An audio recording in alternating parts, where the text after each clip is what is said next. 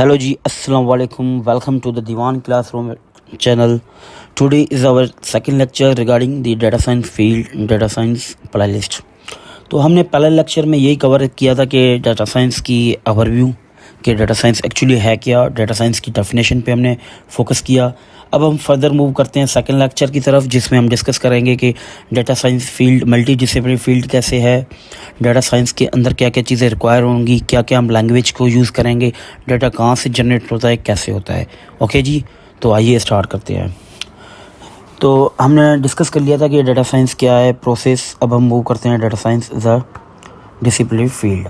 तो आप देख सकते हैं यहाँ पे आपको ये ग्राफ पूरा बता रहा है, कि चार्ट बता रहा है कि इसमें क्या चीज़ हो रही है, कि आपको डाटा साइंस कवर करने के लिए, डाटा साइंटिस्ट बनने के लिए आपको मल्टी डिसिप्लिनरी बनना पड़ेगा।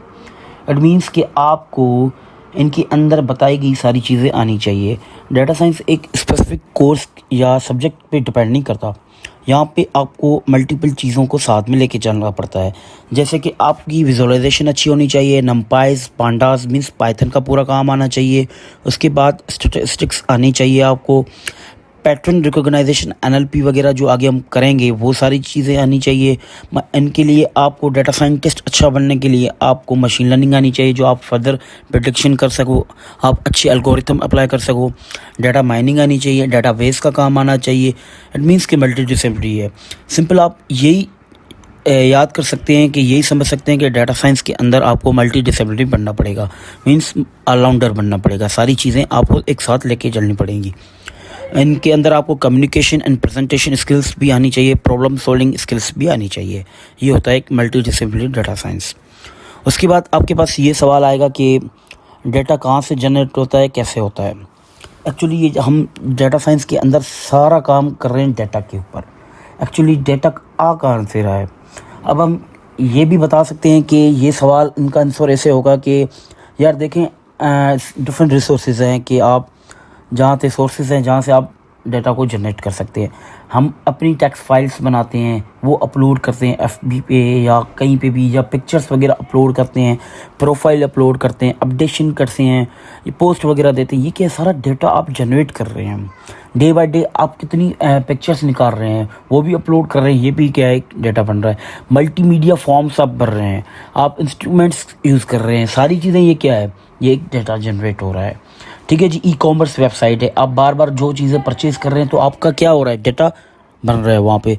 सोशल नेटवर्क्स की मैंने पहले लेक्चर में ही बात की कि सोशल नेटवर्क के थ्रू भी आप डाटा बना रहे हैं। ठीक है जी। उसके बाद हम मूव करते हैं सेकंड चीज़ पे। ये देखें, आपको ये पूरी डिटेल आपको पता चल जाएगी कि every minute of the day, हर एक मिनट में क्या क्या चीज़ें हो रही है। सोशल नेटवर्क्स की बात हो रही है कि डाटा कैसे जनरेट हो रहा है। आप देखें यूट्यूब के अबाउट, ये तो थोड़ा पुराना है डाटा, लेकिन आप आइडिया ले सकते हैं कि डाटा कैसे जनरेट हो रहा है। देखिए जी, YouTube users upload 300 hours of the new videos. Means एक मिनट में जो बंदे अपलोड कर रहे हैं वीडियो, उनका इतने हॉर्स की होती है। मतलब सारे लोगों की मिला के, जो यूट्यूब यूज़र्स हैं सबकी मिला के फिर काउंट करके बता रहा है। इट मीन्स कि बहुत ह्यूज डाटा बन रहा है। अभी तो यूट्यूबर्स भी बहुत हो गए हैं जो न्यू न्यू वीडियोस अपलोड कर रहे हैं। मीन्स डाटा बहुत ज़्यादा बढ़ रहा है। आप फेसबुक भी देखें, एक नंबर लिखा हुआ है कि इतने यूज़र्स लाइक करते हैं किसी पोस्ट को, इंस्टाग्राम इतने नंबर पे लाइक करते हैं। ये एक पुराना डाटा पड़ा हुआ है। तो आपको आइडिया होगा कि ज़्यादातर डाटा ज़्यादा बन रहा है, बहुत ज़्यादा हैवी डाटा हो रहा है। कंट्रीब्यूशंस हो गई हैं कि यार गूगल प्रोसेस करता है 24 पेटाबाइट्स अ डे। 2009 की जो थी रिपोर्ट थी, उनमें बताया गया था कि ये सारी चीज़ें FB stores about 357 petabytes of the user upload image. 2013 की बात की गई है। मीन्स ये सारी इंफॉर्मेशन है कि आपको याद तो नहीं करनी चाहिए, बस इतना पता होना चाहिए कि ये डाटा ऐसे बन रहा है। उसके बाद हम डिफरेंस देखेंगे कि data analyst and data scientist में क्या डिफरेंट है। अभी देखें, डाटा की सारी हिस्ट्री को प्रोसेस करना एक डाटा एनालिटिक्स का काम है।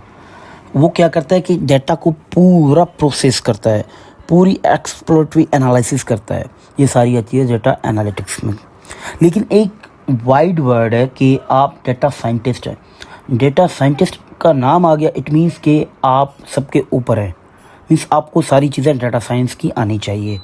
डेटा साइंटिस्ट के अंदर आप एक्सप्लोरटरी एनालिसिस या इंसाइट फ्रॉम द डेटा वो सिर्फ नहीं करते, आप वो चीज़ करने के बाद आप आइडेंटिफाई करते हैं कि कौन सा एल्गोरिथम लगना चाहिए जो फ्यूचर में प्रेडिक्शन करे। मीन्स मशीन लर्निंग भी आपको आनी चाहिए फॉर द डाटा साइंटिस्ट।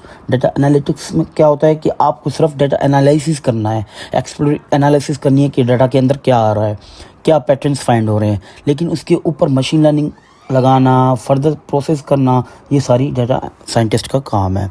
अच्छा जी, इनके अंदर जो लैंग्वेज यूज़ होती हैं, पाइथन भी होती है, आर भी होती है, जावा भी होती है, but we will do all the data science stuff with Python. हम पाइथन पे पूरा काम करेंगे, ठीक है जी। पाइथन भी लर्न करेंगे, अभी तो बेसिक स्टार्ट है, सारी चीज़ें हम कवर करेंगे। टूल्स क्या यूज़ होते हैं, VS कोड जो जनरल है, सारी चीज़ें यूज़ हो रही हैं, अच्छा है प्लेटफॉर्म, वहाँ पे भी कर सकते हैं, लेकिन हम यहाँ पे नहीं करेंगे। गूगल कोलैब भी है जो अपना GPU वगैरह देता है, वो थोड़े एडवांस काम के लिए होता है। जुपिटर नोटबुक, एनाकोंडा प्लेटफॉर्म, एक मिनी एनाकोंडा होता है, एक फुल एनाकोंडा होता है। हमारे पास फुल डाउनलोड किया हुआ, आप सिंपल डाउनलोड कर सकते हैं यूट्यूब से, मैं डिस्क्रिप्शन में एक लिंक दे दूँगा जो एनाकोंडा प्लेटफॉर्म आपको डाउनलोड करके देगा। सिंपल हम जुपिटर पे काम करेंगे, ठीक है जी। Thank you.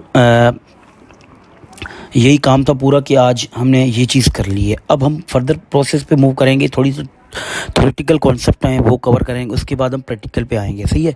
इसके बाद जो हमारा लेक्चर होगा वो डाटा साइंस प्रोसेस पे होगा।